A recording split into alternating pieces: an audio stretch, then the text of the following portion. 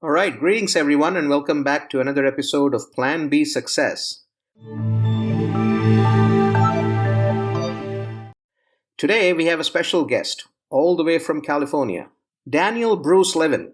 He's had a full career in corporate America, but prior to that, he was a monk for several years, and at some point decided to give all that up and get into corporate America. And then he later gave up corporate America and is pursuing his passion today, which is happiness and inner peace. And he's got entire programs structured around helping others find it. He is the founder of Mosaic, and there's several things he does under that umbrella. He's also a bestseller author. He's also got his own podcast around Mosaic. And let us get into the conversation with him and find out what it's all about. But before we get there, welcome, Daniel. Glad to have you on the show.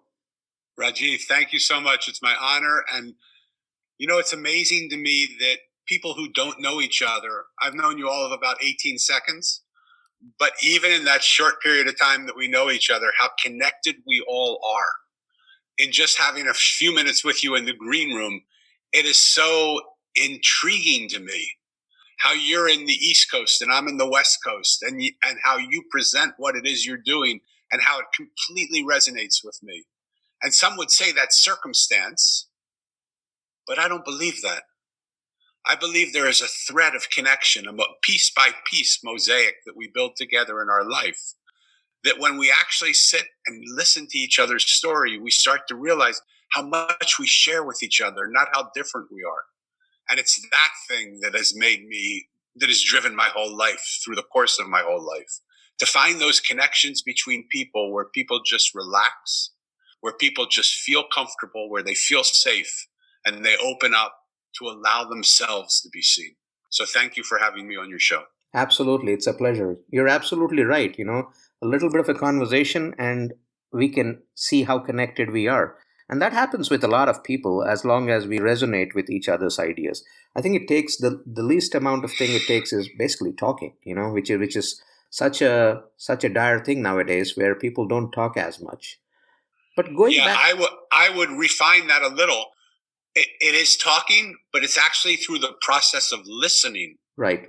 Rather than talking. There are a lot of people that talk, and they talk over each other when they talk, or they form their responses while another person's talking. But it's the art of listening that makes us realize, hey, this guy is just like I am. The things he thinks about are just the same things I think about. And when we actually listen to the stories of another human being, we start to find amazing places of resonance within our own self.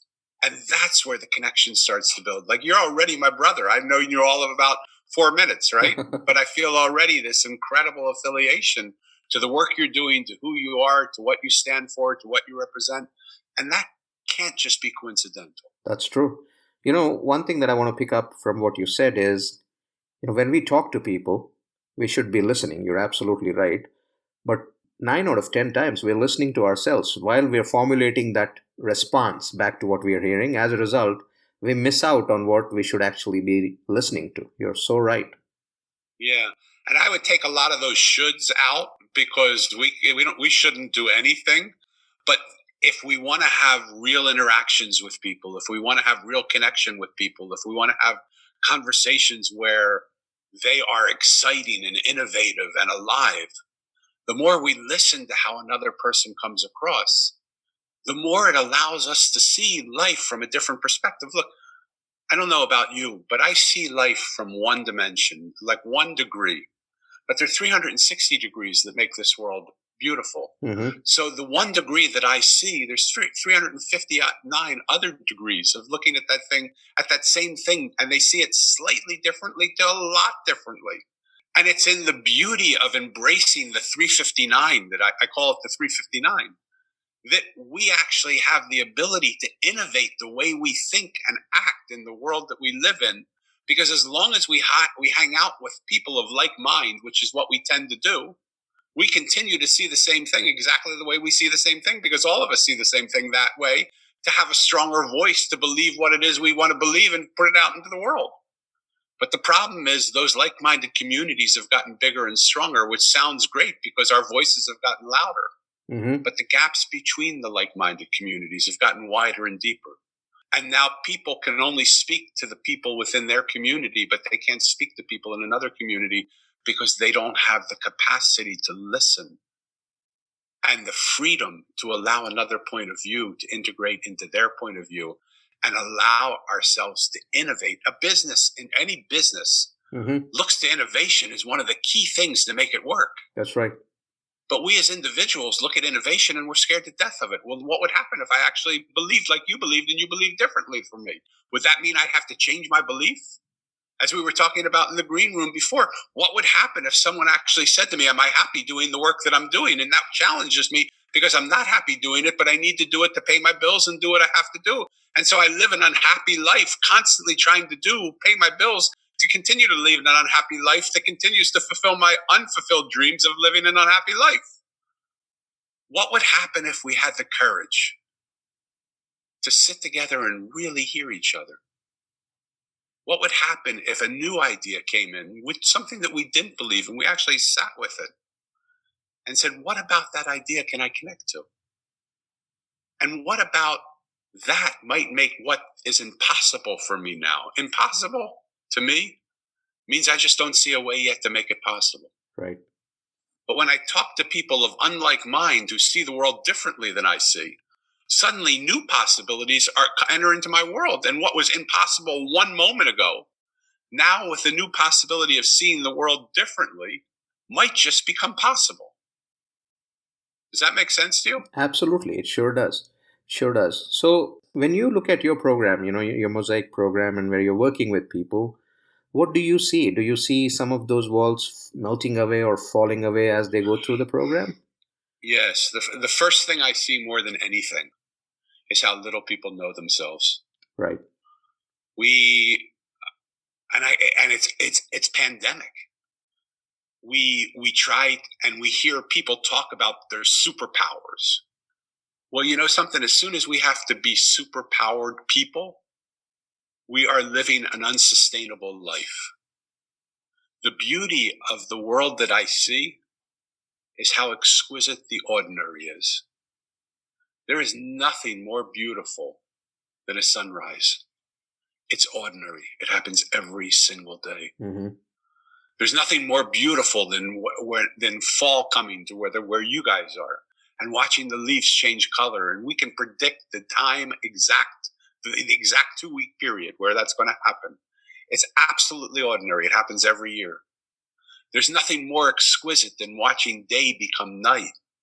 It's absolutely ordinary, and night then turns into day. But somewhere along the line, we were taught and we believed that we have to be extraordinary, that we have to be more than we are. And what being more than we are does is it sets up an unsustainable goal that we can never be more than we are. We can only be what we are. And so we start to loathe ourselves.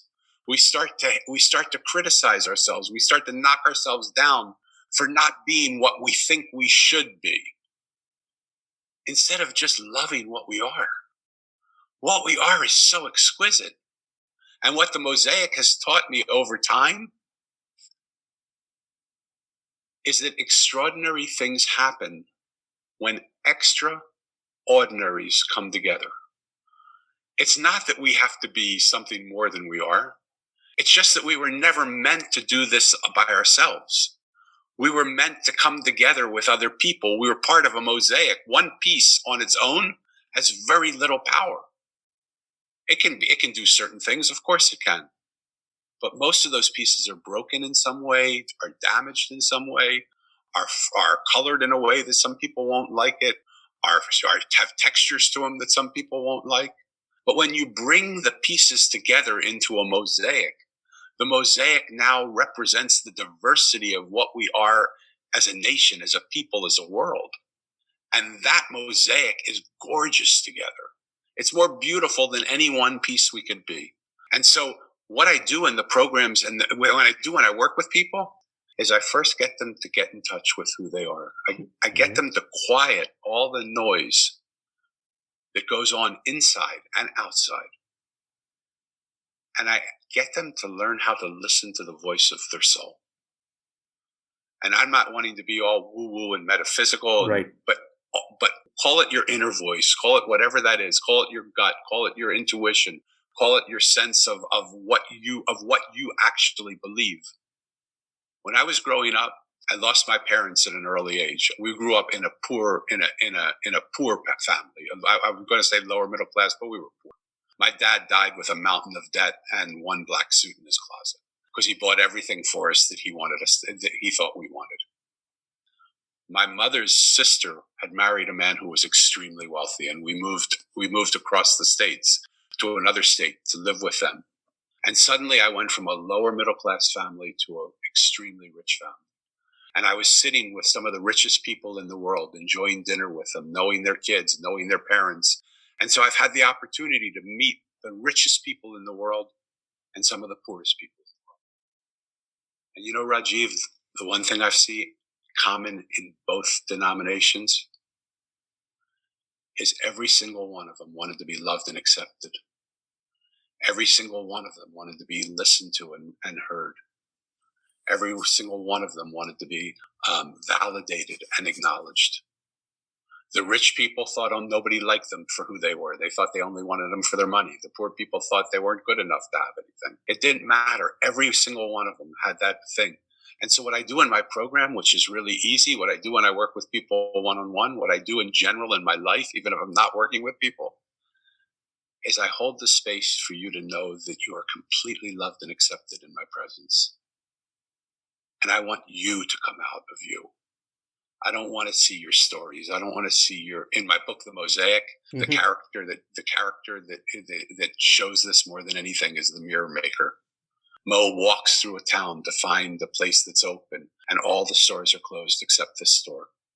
And when he walks in, the mirror maker greets him, and she says to him, I can see now that you can see what people can't see because nobody sees this store. Everybody just walks by it because they don't see it. But now that you're here, my friend, I want you to look into the mirror and tell me what you do see. I see you have the ability to see what others don't see, but what do you have the ability to see? And when he looks in the mirror, he says, all I see is the stories I have about myself. I don't see myself. I see my stories. And she said, go deeper. Don't hear your stories. Put your stories down. Look in the mirror and tell me what the mirror shows you, because the mirror doesn't know your stories. That's the person I try and bring out of people. The person that doesn't have all the stories of what they should be or who they could be or what they would be if only they could be. It's who they are. And when people see that, they feel invincible because that's so much more beautiful than anything they could ever make up about themselves.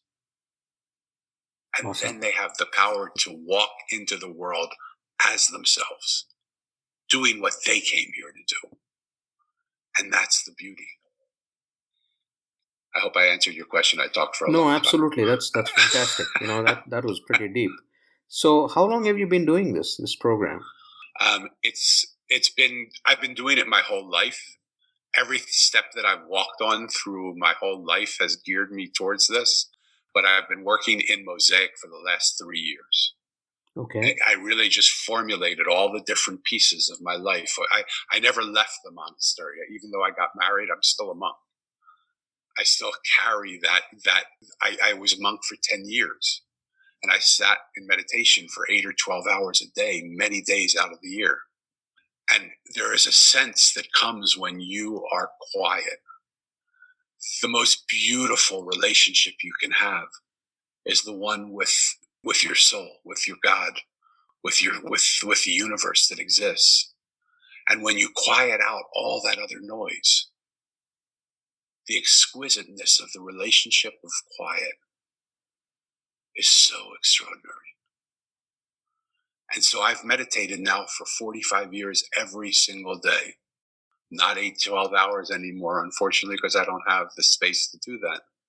But at least an hour or two every day for 45 years I've meditated. So how did you... I'm sorry, go ahead. Finish up. No, I was going to say, I wake up early in the morning before people's thoughts are active. And it doesn't matter what time my day begins. I can wake up at 3:30, at 4 o'clock every morning. And the world's quiet. And it helps to be quiet when the world's quiet. So how did you end up becoming a monk? Um, I would have never thought I wanted to be a monk. I when my parents passed away, they passed away 2 years apart on the same day, and I write about it in the Mosaic. I asked the adults where my parents were, and they told me they're in a place called heaven. So I set out on a search to find heaven. And that heaven search took me through the monastery, through a seminary where I was one day away from being ordained a rabbi. Took me through 10 years of being a monk in a monastery. Took me into corporations where the happiness of this world was told to me that I would have if I only had the money of this world. Because I thought, where is heaven? Where is this place where my parents are? But everywhere I went, as beautiful as it was, and as much as it felt good, it wasn't my heaven. It wasn't what I was looking for. And so I left. But the reason I went into the monastery, to answer your question directly, is I thought, if this won't take me to heaven, what will? This is my time to sit with my God. And I loved it. I still love it. It is, I find it so odd that I would write a book about connection when the only connection that means anything to me is the connection with me and my source. So your 10 years in being a monk, and you talked about 8 to 12 hours of 8 to 10 hours of meditation. Yes. When you look back at those 10 years, what did you think you gained from those years? Oh my God. I found me. The one thing, all my friends who had grown up in rich homes and become, many of my friends are billionaires now, because they had the environment to grow up in billionaires. And they would look at me and they would say, when they would come to see me, or I would come to see them, they would say, Danny, what are you doing wasting your time in a monastery? You have so much you can give people. Why don't you get out and start a business? Why don't you get out and help people? Why don't you create products? Why don't you create the systems? Why don't you do all this stuff? And I looked at them and I said, I just don't feel that. And they said, we think you're wasting your life away. Well, you know what was really interesting, Rajiv? About 2 years, one of my best friends from that time and I got together. And we sat together. And this time he didn't say to me, what have you done with your life? Why have you wasted it? He was extremely wealthy and I was extremely poor, because I had given up every opportunity to have all the things that I wanted, to go for what I really wanted. And he looked at me and he said, Danny, all this time I've made fun of you. All this time I thought you were wasting your time. But what I wouldn't give to have what you have now. And what you have can't be bought with all the money that I have. Because you have a presence about you. You have a peace about you. You have a contentment about you. You have a kindness about you that I've never had one day of in my life. All my money hasn't helped me. I'm on my 5th marriage. My children hate me. My business, as good as it's doing, I don't have any friends. Because all I believe is the people don't like me for me. They like me for my money. They like me for what they think I'll give them. That isn't a life of happiness, Danny. I've been successful in one dimension and unsuccessful in every other. You've been successful in most dimensions. And money will come to you. I'm sure it will when the moment's right. And I said, if it does, it does. If it doesn't, it doesn't. Money is not the thing that guides my life. So I walked away from the opportunity to run $1 billion corporation because I didn't think it would bring me happiness. I didn't think it was my place. It wasn't my heaven. So the thing that I would ask your people to do, whether they're in plan A or plan B of their life, is, where is your happiness? I know where your money is, but even your money, you're chasing it, and are you finding it? You always want more than you have. They say no matter how rich you are, people want 10% more. They think they'd be happy if only they had 10% more, and they get that 10% more, and they say I only want 10% more. So why are we chasing this elusive carrot that we can never catch? when the real happiness comes, when no matter what you have, you can have nothing or everything, but you're still happy with who you are. I don't know if this makes sense to you, but the monastery taught me to understand the power of the presence within me. To understand this world out here, as beautiful as it looks, it's just a beautiful thing that looks beautiful. You mentioned that, obviously you've gained a lot, you've learned a lot while you were a monk, but you found out that it was not your heaven. So what really prompted your shift from being a monk to getting into corporate America? I'm a woman. I went away on a trip to lead a pilgrimage. And while I was away, a friend of mine, who I thought was a friend of mine, came, as she was a friend of mine. She ended up becoming my wife. She said, she picked me up at the airport and she said, while you were away, I moved you out of the monastery and into my house. And so what happened is I went from being a monk to being a householder. And in the ways of the householder now has to make some money. And so I went into the world of making money. And I worked with a company that was a self-help, who was a big publisher in America. It was a $3 million company when I came there. And I left it was doing $100 million a year in sales. And I was the director of business development there. So I wasn't responsible for that, but I was a big part of that happening. But it was the team of us. Again, we were very ordinary people who had skills, but we weren't extraordinary in any way. None of us were. All of us had big areas of big blind spots. But when our ordinariness came together with other ordinaries, we created something. There was a magic that something extraordinary happened. And that was great. But then I looked at it and I said, hold it.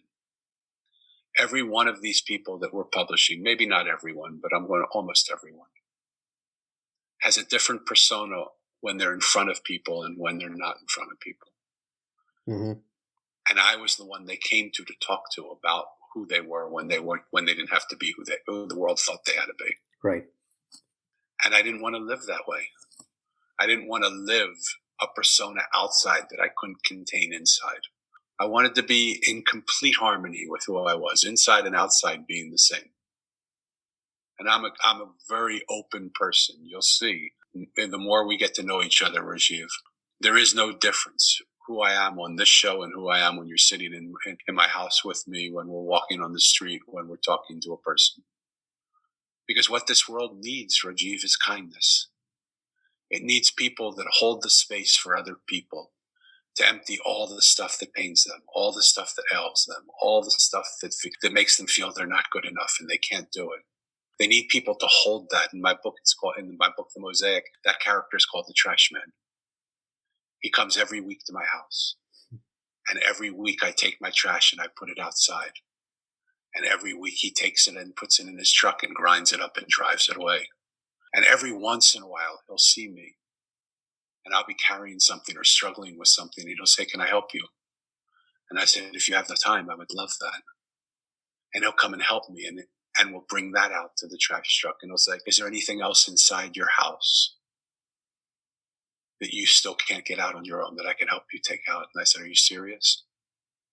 And he says, yes. And I said, I would love you to come and help me clean out my house. And he spends the time with me to take all of my garbage, everything that I don't want, out. And he says, I won't put it in the truck until you tell me you're ready for me to do that. But if you're ready for me to take it and put it in the truck and grind it up and drive it away, you're free of it now. You can always recreate it again if you want to. But why would you want to? And we put it in the truck and he drives it around. But lo and behold, the next week there's more trash. Because I found a way to create more. But he's very patient with me. Right. So we all need people to hold that container for us. To say, Rajiv, tell me everything that ails you, everything that hurts you, every pain that you have, every suffering, pour it into this space. Because the compassion of that process is I want you to see for 1 minute what your life looks like when you no longer hold that. When that is no longer inside you, but it's outside here. You can take it back. But I want you to know the moment of feeling completely free of it. And that's really what I do, whether I'm just talking to someone, whether they're in a program, whether I'm working with someone, whether I'm just having dinner with someone, whether I'm talking to a waitress or a gardener or somebody. That's the space I hold. It may not be as verbal as I'm doing. I may just hold the space without saying a word. But that's the space I hold. And be all that paints you into this space. And see who you are. How long did you have a corporate career? I was 10 years with Hay House. And I was another 3 or 4 years. I branded a coaching company and helped work with a coaching company. I worked in the restaurant business. So I've had sporadic. Everything has been. Hay House was my longest place in one place, except for the seminary, except for the monastery. But those places, what happened for me is I saw my world, as lucrative as it was, as helpful as it was, as much as we did for more people, it wasn't my heaven, Rajiv. Mm-hmm. And I pivoted. I said, my heaven is in this space where the more I change myself, the world changes with me. Because we're not disconnected from the world, we're connected to it. I think it was Gandhi who said, no. Be the change you want to see, right? That's what Gandhi said. Yeah. And another person that I follow very much has said, change not my circumstances, change me. Because the more I changed everything around me, when I change the way I see the world that I see changes. That's just as simple as it is. But if I don't change the way I see the world I see will always remain the same. Makes sense. So your programs, how many people have you helped so far? Is it always one-on-one coaching, or do you? We do groups also. I do speaking. So, I don't like to talk in terms of numbers because I don't really know numbers. How many people will be listening to this podcast that might hear something that helps them, that I will never know? Sure. To me, it isn't important how many numbers it is. I'm sure it's been thousands and thousands and thousands of people. But who cares? Because here's what I always say when people introduce me to speak, they'll speak of my background as if it's my present. Right. And they'll build me up in such a way that it brings great honor to me. But when I speak in front of a group of people, I say, as happy as I am, as thankful as I am, as appreciative as I am for that introduction, not one thing they say matters. The only thing that matters is we have an hour right now in front of us. Will we impact each other here? If what we do together here today, you impact me and I impact you, then I could have been living under a bridge for the last 60 years and it wouldn't matter, would it? Right. If I don't impact you, then I could have worked with presidents and heads of companies and heads of corporations and heads of government, which all I have. But none of that matters because in this moment right here, right now, you haven't felt anything. So what good does it do to tell you who I've worked on? All that's important is, do you feel something in this moment? Do my words touch you? Does the resonance of my voice touch you? Does the space between my words touch you? Does the vibration of what's happening here touch you? If it does, hey, I say let's continue talking. When you look at the world out there today, the expanse or the reach of your influence is dictated a lot by what you just said, which is what your background is and, who you've worked in the past. Unfortunately or fortunately, however you see it, whichever light you see it, that's how the world acts. For them, where have you been? What have you done? Have you been there, done that before you and I can speak? That's how the world of today is. What are your thoughts about that? And then the other question I had is the expanse of your impact. It's not about numbers. You're absolutely right. But how many people have you impacted, and in turn, how many could they have impacted? Obviously, at the end of the day, it's the expanse of the impact that matters. It's the expanse of how many lives are getting benefited that matters. Maybe. I would like to disrupt that thought. Okay.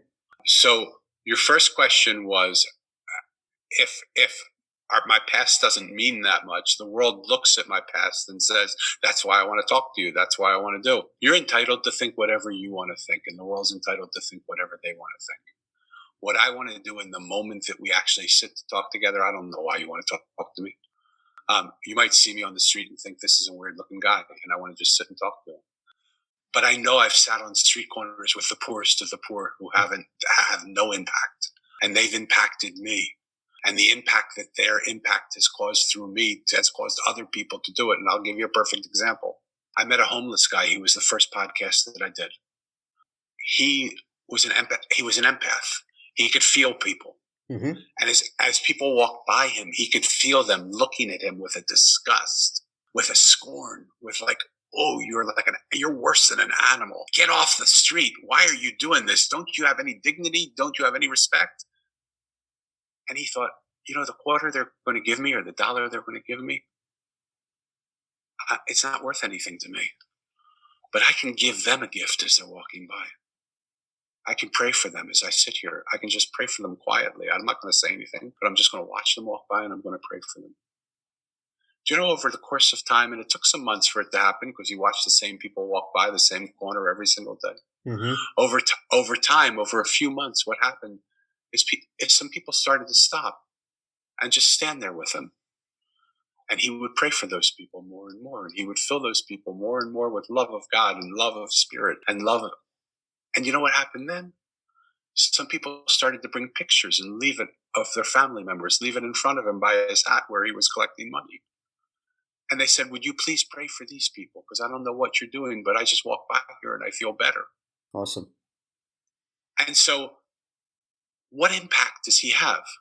Most people walk by and think he's an animal. But in telling me that story, I've told that story to probably hundreds of thousands of people now. Because a book is not its cover. As much as we want to say it is, a book is not its cover. You're right. A book is not even the words that the book talks about.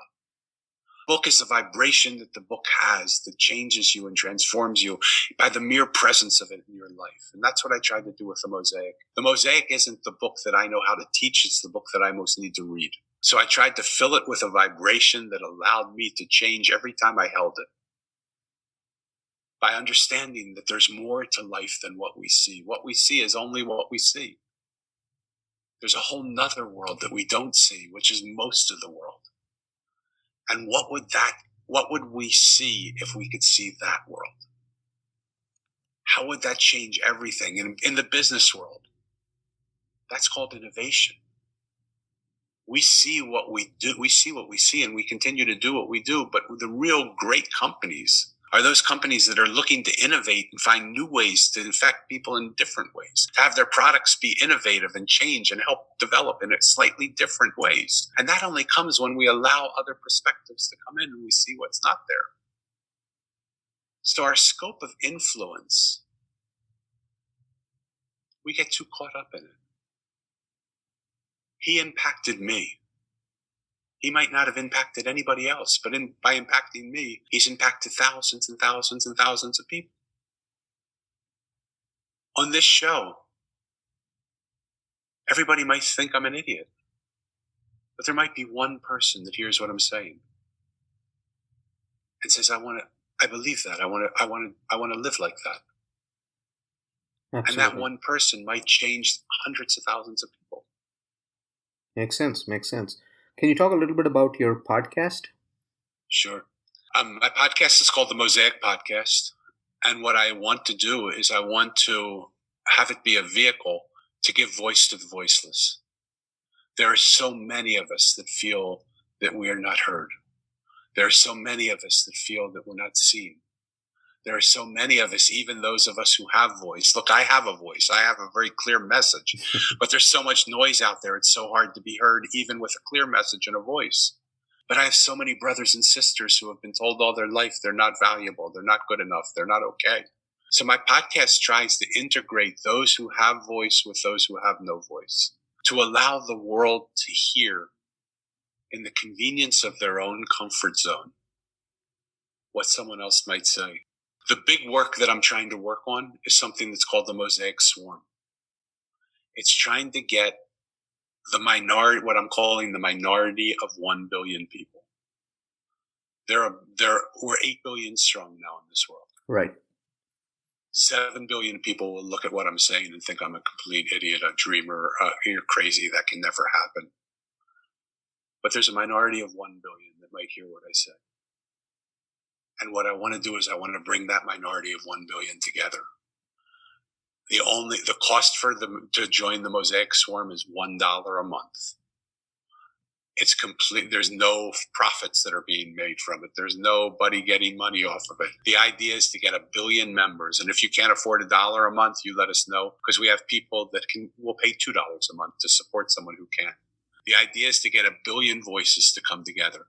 And there's a new thing that's happening in the world right now that I met with people from Stanford University who have used, who have been able to find tech in the tech world, a way to replicate swarm intelligence. If you look at the way bees operate, if you look at the way birds fly, if you look at the way fish swim, if you look at the way animals move in a pack, they don't move with a leader telling them what to do. They move with one collected mind, and they feel everything moving with them. And they make decisions together, and their decisions are wiser and smarter and bolder and take more risks because they're there doing it together. So the goal is to get these 1 billion people to look at the world we live in and say, what would we like to solve? We spoke about it earlier. Are you kidding me that we can't feed people? In this world, with all the wealth that we have and all the prosperity, there are people that are going hungry. Are you frigging kidding me? There are people that are sleeping on the street because we can't afford to put them in housing. When we have more money than we know what to do with, we throw more food away than we know because it has little spots on it and it doesn't look pretty enough to put it in stores. We don't give to people that are hungry. We throw it in trash bins. There has to be a way for us to together help each other achieve everything we want to do. And so we're going to ask the swarm, what do they want to solve? How do they want to solve it? And we'll bring them together into virtual rooms where they will be able to come together. There will be a puck in the center of the room. It already exists. And there's a hexagon around it with each point of the hexagon has a solution or a problem that they want to solve. And they will choose what problems they want to solve. Do they want to solve homelessness? Do they want to solve hunger? Do they want to solve global warming? Do they want to solve plastics in the ocean? Do they want to have clean drinking water? Do they want to solve sex trafficking? What do they want to solve? And then we'll ask those people, how would you go about doing it? Give us the 3 top things, first things you would do. And we'll start to put those in swarms. And we'll ask them to figure it out. And with $1 a month that we get from 1 billion people, we will have $1 billion a month that we will put into solving the problems that the people ask us to solve.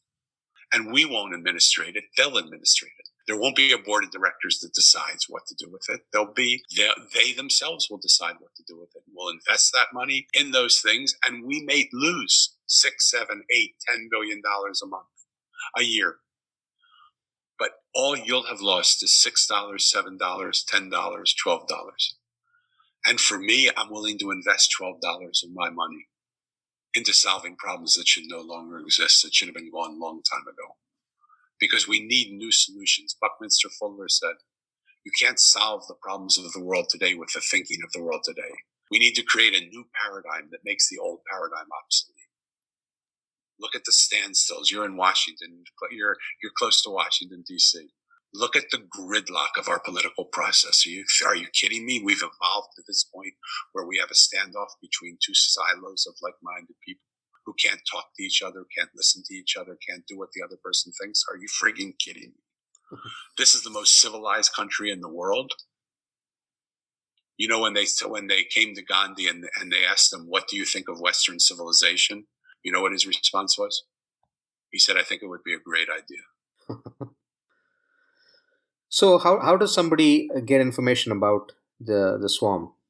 If they go to my website, danielbrucelevin.com, or the mosaiconline.com, and I can send you those links so you can put it in show notes. There'll be a button that says swarm, or there'll be a button that says join us, and you can read about what that is.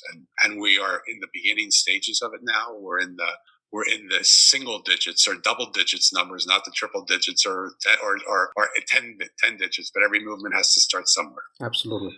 Right. And so we're starting to get the word out. We're starting to believe in it. We're working with this company that's already had incredible success with predictive analysis. They wanted to take very tangible results. So they wanted to say things that they could see the results from. So they were challenged to find who would win the Kentucky Derby. Mm-hmm. And they were asked not only who would come in first, but who would come in first, second, third, and fourth. The odds of doing that were 586 to 1 against them. And they brought 40 people together they just said they liked watching horse races. They weren't gamblers or handicappers or horse owners or people that hung out at racetracks. They just said, every once in a while I like to watch a horse race. And they asked those people first to pick who was going to win first, second, third, fourth on their own note card beside them. And then they asked the group to come into this in this virtual room to decide together who was going to win. A bet of $20 on the choices they made returned an $11,000 prize. Wow. They picked first, second, third, and fourth together. But here's the even more interesting thing, Rajiv. Not one of them picked on their own card the first place horse to come in first. Not one of them picked the second horse to come in third. Only one of the 40 picked the third place horse to come in third, and none of them picked the fourth place horse to come in fourth.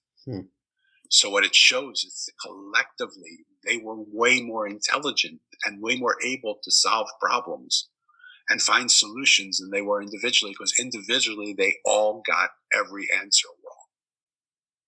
But collectively, they got every answer right.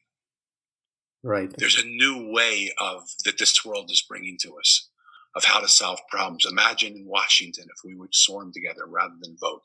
Mm-hmm. Imagine if we would swarm together rather than have sides stand off and make sure the other side doesn't win. Imagine what that would do for businesses if the janitor had a voice in it as well as the CEO. Because everybody got a chance to swarm into this and say what they believed or choose the options that they think were the best. Imagine in our families what that would do if we would just listen. It all comes down again to how do we listen to every voice and give value to it. What I've seen over the course of my life is it's not important for people that I agree with them. What's important for people is they know that I've listened to them and heard them. When they feel listened to and heard, if I make a decision to do something else, they support my decision. Right. Because they felt heard. You're right, absolutely.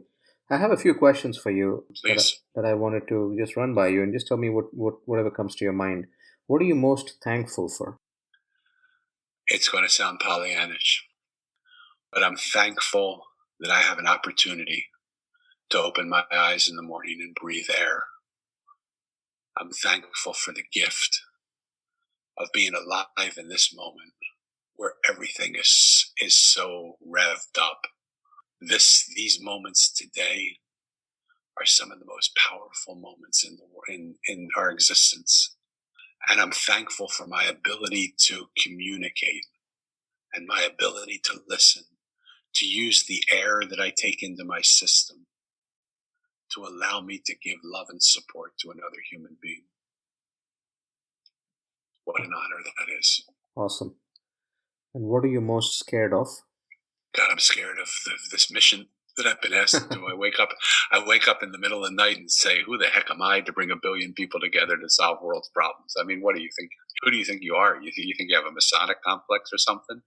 But when you feel connected to the mission that you have, when you know what your purpose is, as much as that big, hairy, audacious moonshot scares the bejeebies out of you, you just keep walking forward. So I'm scared to death that I'm not good enough to be able to do this. But you know something, it's not me doing it. There's something that's coming through me that's asking me to do this. And I'm just thankful to be a part of it. All right. What are you most happy about? I'm happiest about the fact that I know myself. I'm happy because that allows me not to get caught in the rat race of where everybody else is. It allows me to love you without needing you to love me back. It allows me to support you without needing you to support me back. And I'm just happy to be alive, to be able to share what I believe is the glory of being alive with everybody else and myself. I'm happy about my beard too, I gotta say. And what do you look forward to? All my life, I've seen what's going to happen. And most of my life, I've been frustrated because I can't get to what I see, because we're right where we are now. What I look forward to is that moment in my own life where I lose my frustration, and in my own life where I see the resolve of what I see coming to fruition. And what would you like your legacy to be? That I was an ordinary man. That I was a trash man. You know, when I was a kid, I would sit every Friday in the neighborhood in Philadelphia where I was born. The trash man would come on Friday mornings. And I would sit on our back lawn, and there was a driveway. The trash truck would drive through the driveway. And in those days, they had a trash truck, and there were two guys on each side, one guy on each side. And the houses had their trash put out on each side, and they would pick up the trash. Every Friday, I would sit there and wait for the trash truck. And my mom went crazy because she thought, what are you doing waiting for the trash truck? And then one day the trash man saw me after months and months of sitting there. He said, would you like to come with me on a ride for the block? And I thought I died and went to heaven. And I stood on the trash truck with him, and I got down and I helped him lift up the cans, and I helped throw it in, and he let me push it. You know, I was a little guy. So he helped me take the bottom of the can and push it up and put it in there. And I felt like, oh my God, I'm in heaven. And my mom was like ready to call the police, like my kid's been kidnapped, and what are you doing, right? All my life I wanted to be a trash man. And I realized that's what I do. But in this container that I hold for people, I'm a trash man. I don't take necessarily their physical trash, but I take the trash that keeps them from being who they need to be. And it's just thrilling to me that who I wanted to be as a kid, I've become. Maybe a different form of that, but that my dream was always my dream. That's awesome. One takeaway for the listeners, what would you like to advise the listeners? It's less advice and more just if this resonates with you, feel it. Get to know yourself. There is no greater joy, no bigger bliss than actually knowing who you are. Because when you know who you are, nothing, no one, no situation, no cataclysm, no hatred, nothing can take that away from you. And instead of walking into a world and feeling the world affect you, and we all know people who are like this, when they walk into a room, the whole room changes. When you know yourself, you will change hatred with your love. Your presence will walk into a room and chaos will vanish. The Indians have a great saying. They say you don't beat darkness out of the room with a stick. The way to get darkness out of the room is just turn on the light. It isn't a battle. The world we're living in, we're fighting a battle that doesn't need to be fought. When we know ourselves, we know where the light switch is, and we just walk into the room and turn on the light. And darkness vanishes.